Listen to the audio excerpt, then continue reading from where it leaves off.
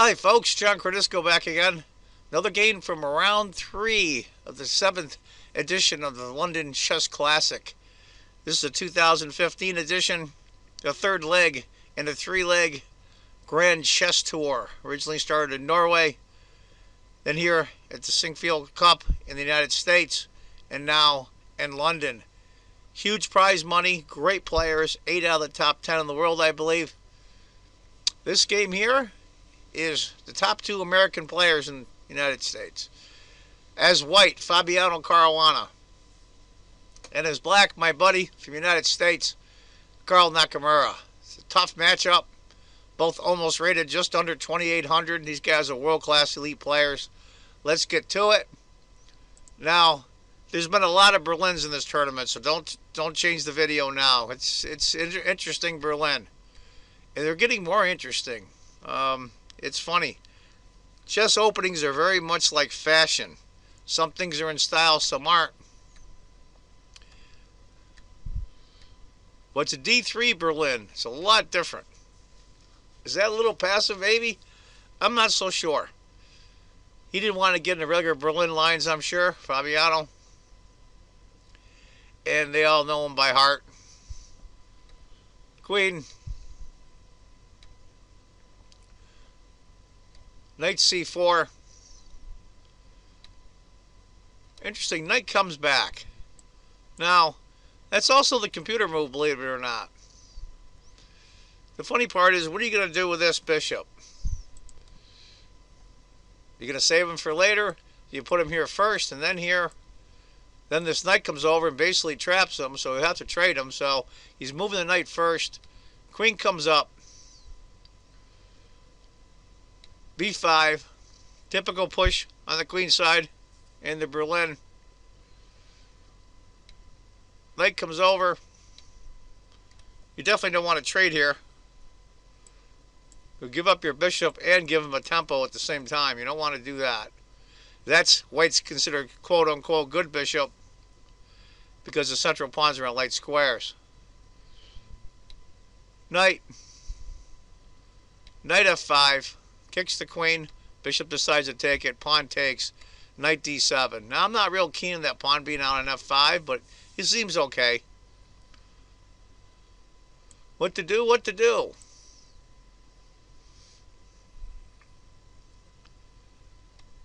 Knight to d2. Bishop. Now you're going to see these double pawns here are going to be a pain in the behind for Carl.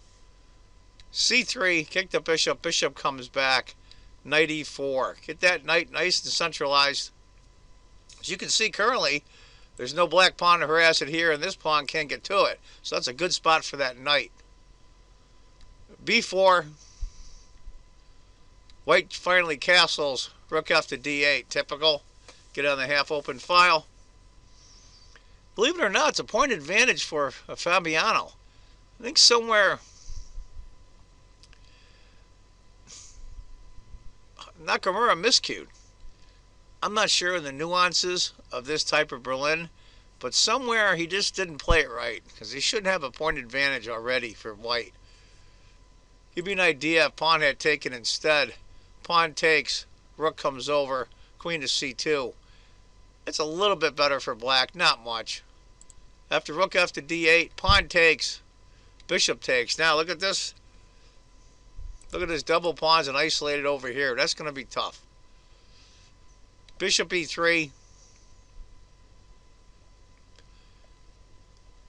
f6. This is shore up. e5 pawn. Queen to c2. Going right after that isolated pawn already. Knight to b6. Would you take that pawn? On c6, I think most of us would. It's not even the top 3 moves of the computer. a3, kicking the bishop first. Bishop goes to d6. Now the pawn takes. Much better scenario. Alright, white's up a pawn, but it's gonna be tough for a Carl here. He's gonna battle back, and that's I'm only an average player. I'm not playing a tournament game and you're down and you can feel the pressure and you know you got a crappy position and it's so horrible on you mentally. It just is. You don't want to give up because you're there to fight, but at the same time, you just want this position to go away. But queen to d7, they trade queens. All right, I think Fabiano maybe doesn't smell blood, but he sees he's got a decent position, and you got to make the best of it. And that's the one thing about these guys. One of the things that makes all of these players so great is their level of resistance. If they got a crappy position and they're really struggling, they can seem to find a way to make it work. Let's see if it works this time. Rook comes over, of course. I think most of us would play the A rook over, but he played the F rook. Knight to d5. Hitting the bishop, and he's going to move the bishop. He wants to keep him. Computer likes a5. g6 is interesting. Maybe get the pawns rolling on the king side for black. King f7, start bringing your king up. Now the queens are off the board. But bishop f8 is a Carl's choice. He wants to get the bishop right out of the fray. g3, a5. He's hoping to get the pawn here. Basically stops this pawn. King f1. Started bringing the king to the center of the board. I think he's looking to protect the d3 pawn. a4. King e2. Okay. Now the king's guarding the d3 pawn. There's always a chance that knight would move, and you just don't want that rook eating up that pawn. Rook to b8. It's funny, the rook a2 is the computer move, and I don't like that at all. And then really close second is rook a to b1 or rook to c2. They're all about the same, but it's odd that the computer would pick rook to a2. It's just counterproductive for that rook. Rook to c2. Rook to b3. Now he's starting to infiltrate a little bit.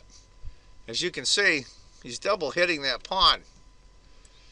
When he moves that knight, that could be a big problem. Rook a to c1.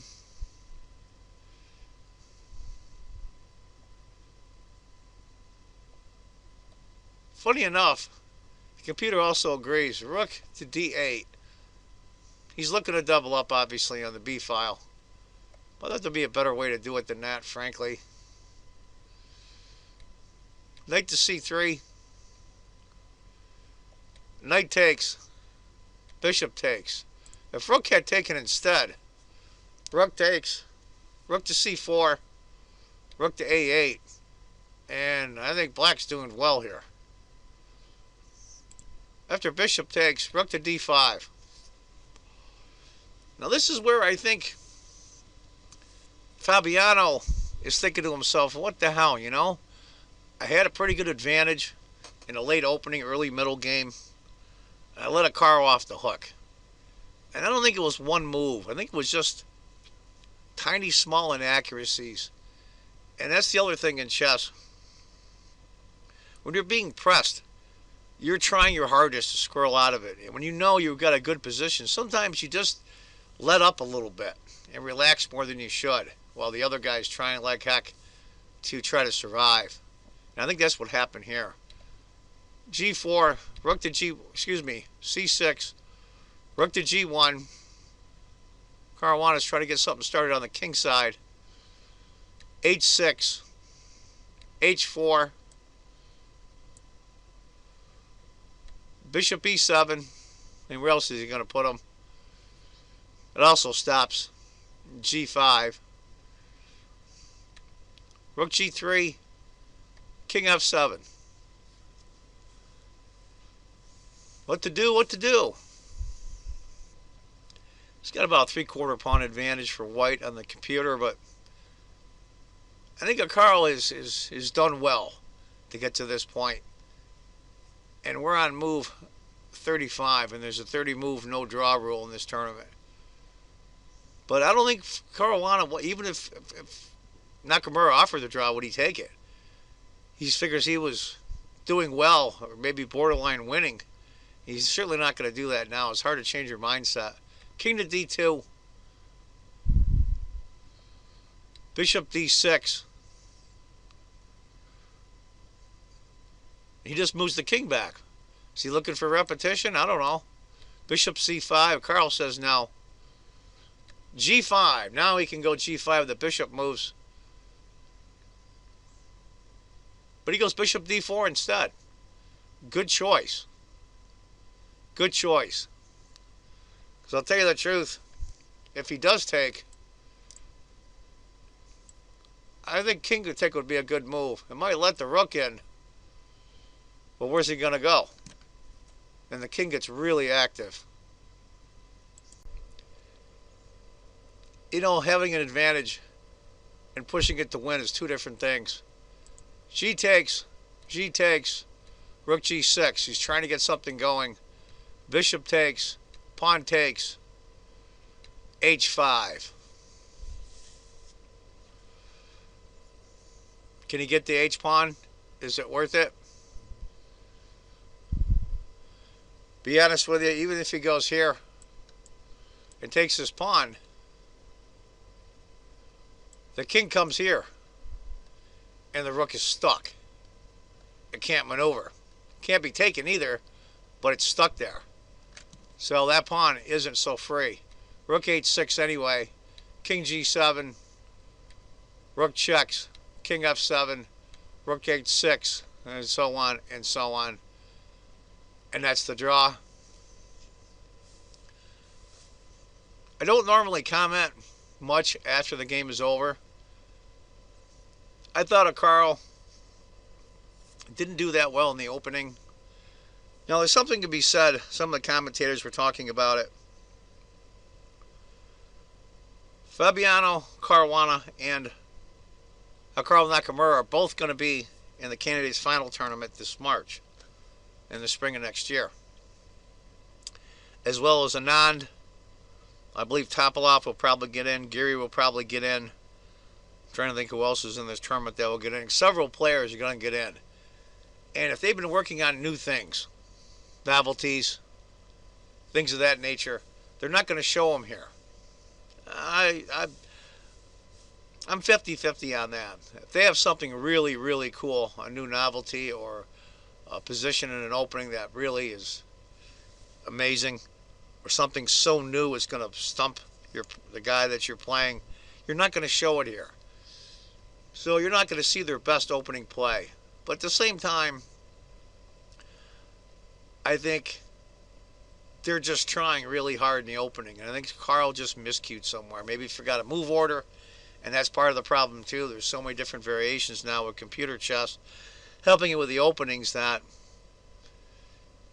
you just either forget or do the wrong order. And it happens all the time. You'll hear it. This had the wrong move order. It's constant. I think maybe it's a little plug for Fisher Random or Chess 960 as they call it in Europe. Anyway, folks, that was a tough draw for Carl, but he pulled it through. So that gives Carl 3 draws in a row. And there's one of the games from round 3 of the 7th annual London Chess Classic, the 3rd leg of the Grand Chess Tour. I hope you enjoyed it. I want to thank all my new subscribers. Thank you very, very much. I personally appreciate it.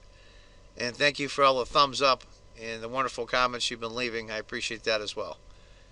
And as I always say, if you think chess is just a game, you're not playing it right. Take care, folks. Bye-bye.